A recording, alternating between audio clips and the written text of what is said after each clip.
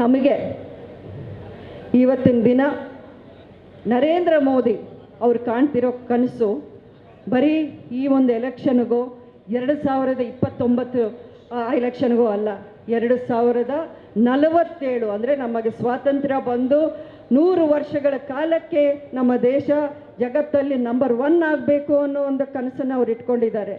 ನೋಡಿ, ನಮ್ಮ ದೇಶ ಚೆನ್ನಾಗಿದ್ರೆ ನಮ್ಮ ರಾಜ್ಯ ಚೆನ್ನಾಗಿರುತ್ತೆ, ನಮ್ಮ ರಾಜ್ಯ ಚೆನ್ನಾಗಿದ್ರೆ ನಮ್ಮ ಜಿಲ್ಲೆ ಚೆನ್ನಾಗಿರುತ್ತೆ, ನಮ್ಮ ಜಿಲ್ಲೆ ಅಭಿವೃದ್ಧಿ ಆಗುತ್ತೆ, ನಮ್ಮ ಜನ ಚೆನ್ನಾಗಿರುತ್ತೆ. ಇದೊಂದೇ ನನ್ನ ಸ್ವಾರ್ಥ. ಇದರಲ್ಲಿ ಬೇರೆ ಯಾವ ಸ್ವಾರ್ಥ, ಬೇರೆ ಯಾವ ದುರುದ್ದೇಶ ನನ್ನಲ್ಲಿ ಇಲ್ಲ.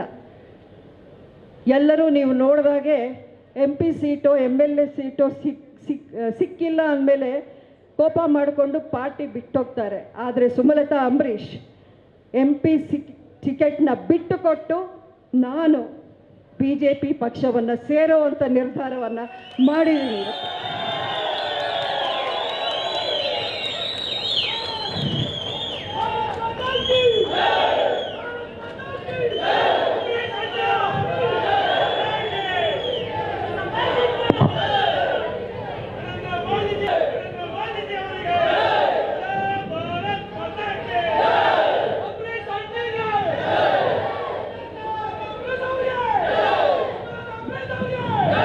ನೋಡಿ, ಸೋತಂಥ ಕ್ಷೇತ್ರವನ್ನೇ ಬಿಟ್ಟುಕೊಡೋ ಸಾಹಸ ಇವತ್ತಿನ ಕಾಲದಲ್ಲಿ ಯಾರೂ ಮಾಡಲ್ಲ. ನಾನು ಇದು ಗೆದ್ದಂಥ ಕ್ಷೇತ್ರ, ಅದು ಒಂದು ಐತಿಹಾಸಿಕ ಗೆಲುವು. ಆ ಇತಿಹಾಸವನ್ನು ಯಾರೂ ರಿಪೀಟ್ ಮಾಡೋಕ್ಕೆ ಸಾಧ್ಯವೇ ಇಲ್ಲ. ಯಾಕೆಂದರೆ 52 ವರ್ಷಗಳ ನಂತರ ಒಬ್ಬ ಇಂಡಿಪೆಂಡೆಂಟ್ MP ಆಗಿ ಕರ್ನಾಟಕದಲ್ಲಿ ಗೆದ್ದಿದ್ದು ಇದೇ ಮೊದಲನೇ ಬಾರಿ. ದೇಶದಲ್ಲೇ ನೀವು ನೋಡ್ತಾ ಇದ್ದೀರಾ, ಇಂಡಿಪೆಂಡೆಂಟ್ MP ಅನ್ನೋರು ಒಂದು ಕೈ ಬೆರಳಲ್ಲಿ ನೀವು ಎಣ್ಣಿಸ್ಬೋದು ಅಷ್ಟೇ. ಆದರೆ ಮಂಡ್ಯದ ಜನ ನನಗೆ ಆ ಗೌರವ ತಂದು ಕೊಟ್ಟಿದ್ದಾರೆ. ಪಾರ್ಲಿಮೆಂಟಲ್ಲಿ ಎಲ್ಲಿ ಹೋದ್ರೂ ತಿರುಗಿ ನೋಡ್ತಾರೆ. ಇಂಡಿಪೆಂಡೆಂಟ್ MP ಆಗಿ ನೀವು ಗೆದ್ದು ಬಂದ್ರ, ಒಂದು ಸರ್ಕಾರವನ್ನೇ ವಿರೋಧಿಸಿ ನೀವು ಗೆದ್ರ ಅನ್ನುವಂಥ ಮಾತು ಇವತ್ತಿಗೂ ಕೇಳ್ತಾರೆ. ಅದಕ್ಕೆ ಆ ಗೌರವವನ್ನು ತಂದುಕೊಟ್ಟಂಥ ಜನ, ಆ ಜನರ ಕೈಯನ್ನು ನಾನು ಯಾವತ್ತೂ ಬಿಡೋದಿಲ್ಲ, ಬಿಡೋಕ್ಕೆ ಇಷ್ಟಪಡೋದಿಲ್ಲ. ಇದೇ ಮಂಡ್ಯದಲ್ಲಿ ಕಳೆದ ಬಾರಿ ನಾನು ನನ್ನ ನಾಮಪತ್ರ ಸಲ್ಲಿಕೆ ಆದಮೇಲೆ ನಿಮ್ಮ ಮುಂದೆ ನಿಂತು ನಿಮ್ಮಲ್ಲಿ ಒಂದು ಭಾಷೆ ಕೇಳಿದೆ. ನಾನು ಒಂದು ಭಾಷೆ ಕೊಡಿ, ಒಂದು ಮಾತು ಕೊಡಿ, ಒಂದು ವಾಗ್ದಾನ ನನಗೆ ನೀವು ಮಾಡಿ ಅನ್ನೋವಂಥ ಮಾತನ್ನು ಆವತ್ತು ನಾನು ಕೇಳಿದೆ.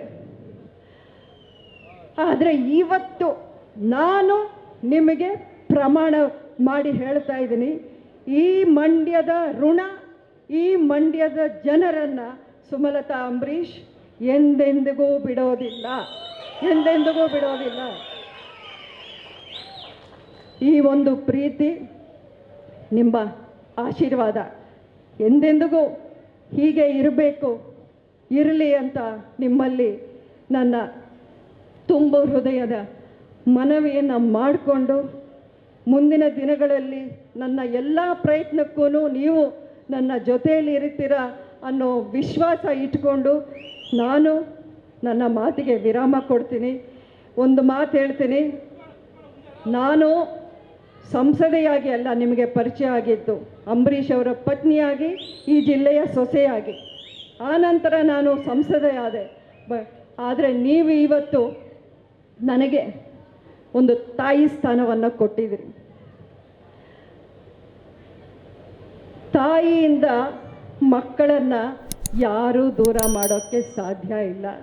ಈ ತಾಯಿ ನೀವು ನನ್ನ ಮಕ್ಕಳಾಗಿ ನಾನು ಭಾವಿಸಿ ಎಂದೆಂದಿಗೂ ನಿಮ್ಮ ಜೊತೆಯಲ್ಲಿ ಇರಬೇಕು ಅಂತ ಆಶಿಸಿ ನನ್ನ ಮಾತಿಗೆ ನಾನು ವಿರಾಮ ಕೊಡ್ತೀನಿ. ಜೈ ಹಿಂದ್.